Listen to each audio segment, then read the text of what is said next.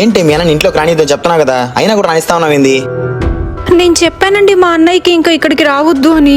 లేదులే అమ్మా నేను బావగారితో మాట్లాడతాను అన్నాడండి. ఏంది నాకు చెప్పేది? నేనే చాలని జీతంతో నెట్టుకొస్తా ఉంటే కాపురాన్ని. మళ్ళీ నీ అన్న ఒకడు నాకు భారంగా.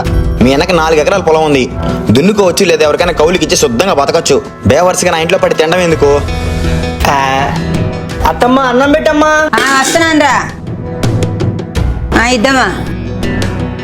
ఏంటి అర్జెంట్ గా ఫోన్ చేసి హడావిడిగా రమ్మన్నాడు మీ అన్న? మళ్ళీ ఏం కొంపలు ముంచాడు? వచ్చారా? మీకోసం వెయిట్ చేస్తున్నాను. నా 4 ఎకరాలలో 3 ఎకరాలు అమ్మి ఈ హోటల్ పెట్టాను. దీనికి ఓనర్ నువ్వే బావా.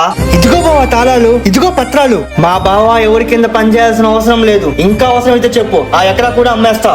బావా ఏంది బావా, నా చెల్లినే నీకు ఇచ్చాను. ఆ పొలనంతా నీ ఇంటికి వస్తే అంత అన్నం పెట్టు చాలు. వాడు అత్తమ్మ అత్తమ్మ అని పిలిచేటప్పుడు అత్తమ్మ అని ఎనరాదురా, నాకు అమ్మనే వినొస్తుంది. చాలా పెద్ద తప్పు అయిపోయింది, నన్ను క్షమించవే.